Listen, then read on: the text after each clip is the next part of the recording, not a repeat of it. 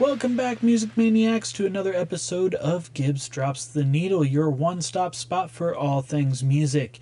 Got some news for you today, starting with a little bit of a follow-up from the last time we did news. If you remember, there were some stories about AI and celebrities suing because their voices were being used in AI. And I believe I said that the industry was really starting to crack down on some AI usage, and Deezer, I believe, was one that they were starting to label songs if they were AI generated. So it looks like another music distribution platform is going to follow suit and even take it up a notch farther from that, with not paying royalties out. So this article comes from Synthtopia, and it says that Tidal will label AI generated music and block it from earning royalties. Tidal is a streaming service for music, much like Spotify or Apple Music, and they have announced a new AI policy saying that they will label AI generated tracks for transparency and that they will not pay royalties on these tracks.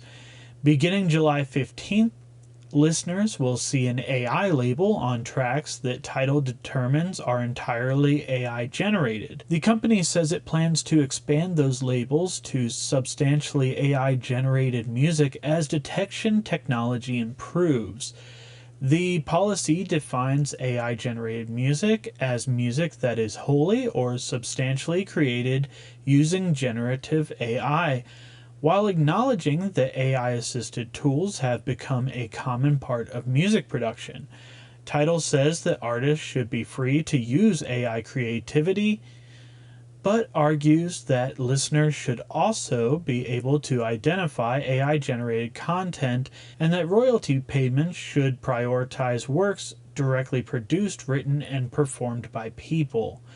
Under the new rules, Tidal also says it will remove or block AI-generated music associated with fraudulent activity, including content that impersonates artists, exploits a person's name or likeness, attempts to deceive listeners, or is linked to suspicious upload or streaming behavior. So that's a lot like what we went through with the Backstreet Boys lawsuit, and there were some others suing over their name, image, likeness, basically wanting to copyright their voice. And it seems as if Tidal is taking a step in that direction to support that initiative and take a stand against these AI generated platforms that may sound too similar to certain artists and that are meant to fool a listener into thinking that it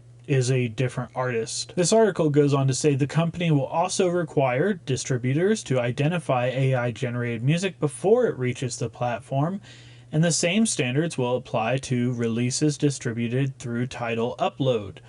Artists who believe their music has been incorrectly identified as AI-generated can request a review through Tidal support. So that's good that if it flag something as being generated by AI and it's not, it seems like there is an appeal process to that to get it correctly labeled instead. But I would think that this article and this stand by Tidal is a real positive step for artists in general, just because the big doomsday thought of music is that if you can sit down and tell a computer to write a song about something and it spits out a song, that you no longer need the artist in a lot of these cases. And I think that, as I said, is the doomsday thought, is that eventually you're going to phase out to where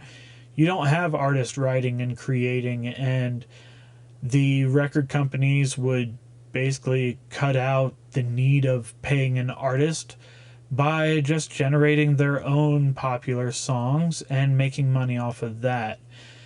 So the fact that you have a music platform like Tidal stepping up and saying you can AI generate a song, that's fine, but we're going to label it, and then you are also not going to be paid royalties on those, is a very big stand and a positive step to keep making sure that artists are properly compensated for their work and properly valued in the music industry instead of just relying on computers. Now, as Tidal states, I absolutely agree that AI can be a very creative tool to use. So, musicians that might dabble a little bit in AI use is probably fine as long as the main songwriting and production of the song is done by a person. So I really like that they are supporting artists and supporting keeping actual people into making music. And I hope to see more of these music platforms start taking the same stand and not only label the AI generated music, but say you're not going to pay royalties to it and support these artists instead in creating actual music and not letting just a computer run the industry. So hopefully in the future we see, as I said, more music platforms doing what Tidal is doing, but just a lot of respect for Tidal too, going ahead and taking that stand here. Next story comes from a X post by Consequence. I don't know if you're still allowed to call it a tweet. I feel like X post isn't as catchy to say, but since it's not Twitter, do we still say tweet or do we say X post? I don't know. Like I said, it just doesn't sound right, but a post on X by Consequence said that Bad Bunny's Superbowl Halftime show received 10 Emmy nominations in 2026. The Emmy nominations were just announced not too long ago, and Bad Bunny, like I said, has received 10 nominations for the halftime show, and he is nominated for the categories of Outstanding Variety Special, Outstanding Music Direction, Outstanding Directing for a Variety Special, Outstanding Production Design for a Variety Special, Outstanding Lighting Design / Lighting Direction for a Special, Outstanding Sound Mixing for a Variety Series or Special, Outstanding Technical Direction and Camera Work for a Special, Outstanding Choreography for Variety or Reality Programming,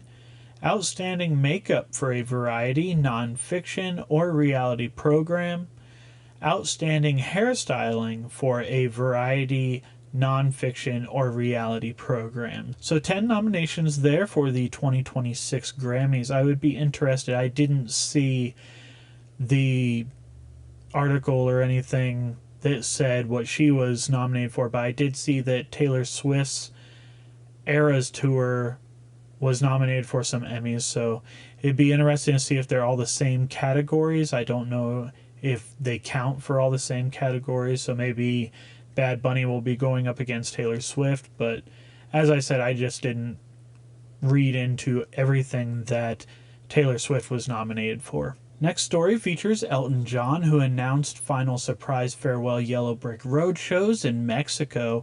This article comes from NME. Elton John has announced 2 surprise shows in Mexico City, which will finally conclude his Farewell Yellow Brick Road tour 3 years after it originally ended. The tour was originally scheduled to conclude in 2021, but the COVID-19 pandemic, alongside a hip injury which forced him to postpone his remaining European and UK dates in September of 2021, led to the tour's extension into 2023. Among the shows canceled were a number in Mexico. Now, Elton John has announced 2 shows at Mexico City's Estadio Banorte on October 2nd and October 3rd. Tickets will go on sale to the general public on July 16th. The pre-sale will be held the day before on July 15th, so couple more chances to see Elton John before he is officially retiring from touring. The last story comes from Rolling Stone, and we talked earlier about Tidal not wanting to pay out music royalties for AI-generated music, and it turns out that Jermaine Dupri is suing for $18 million in royalties, and he was actually involved. This is not an AI-generated case. This is him basically accusing Sony Music of a contract breach. So let's get into this article. The Grammy-winning producer is claiming Sony Music, quote, engaged in willful, deceitful actions, end quote, to withhold royalties. Grammy-winning producer Jermaine Dupri has filed a blistering lawsuit against Sony Music Entertainment, SME, accusing the company of underpaying and concealing royalties tied to his work with artists including Mariah Carey, Usher, Criss Cross, Escape, Bow Wow, and Da Brat. The Atlanta-based producer and songwriter, known for shaping the sound of 90s hip-hop and R&B, claims Sony Music, quote, knew that it was violating, end quote, contracts with him and his influential label, So Def, but, quote, never attempted to disclose its contemptuous accounting practices, end quote. Dupri's lawsuit, filed in Manhattan federal court, is seeking at least $18 million in damages. Quote, the systematic pattern of underreporting royalties, failure of reporting royalties, and altering and or updating statements to report previously earned royalties. Sony Music Entertainment has engaged in willful, deceitful actions designed to harm plaintiffs in their business, end quote.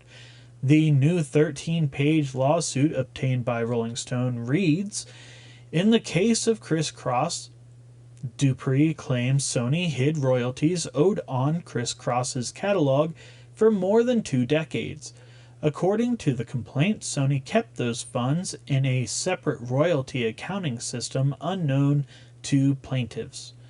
Dupri alleges Sony also knowingly concealed additional money owed from Jagged Edge's 1997 album The Jagged Era, and altered royalty payments dating back several years. He and his lawyer, Chris Brown, probably not the same musician Chris Brown, list at least 7 contracts between the producer and Sony Music entities covering more than 25 years. They claim an accounting audit conducted last year uncovered millions owed to Dupri and his companies So Def Recordings and So Def Productions. Reps for Sony Music did not immediately return Rolling Stone's request for a comment. Dupri's lawyer said he had no comment when reached by email. In the lawsuit, Dupri is described as a mastermind of the Southern hip-hop and R&B sound. It notes Dupri was inducted into the Songwriters Hall of Fame in 2018, and that he won the Grammy Award for Best R&B Song in 2006 for the track We Belong Together, which he co-wrote with Mariah Carey and Jonta Austin. The lawsuit links to the song's Spotify stream count, which listed more than 942 million streams as of this article. Quote, Dupri is a musical icon whose recording on So Def and production with other artists have produced over $200 million in gross revenue in the music industry, end quote. That was a statement from the lawyer.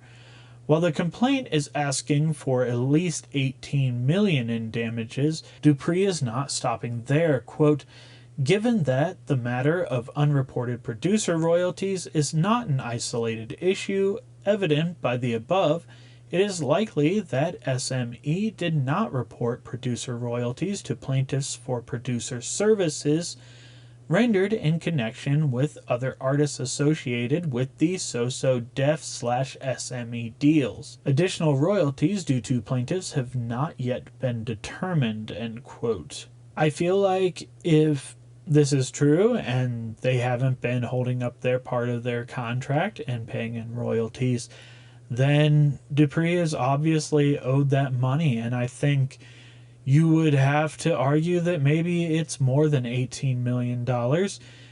But that all depends on how many ways this pie is being split. How many people get a cut of that song, because 290 some million streams sounds like a lot of streams.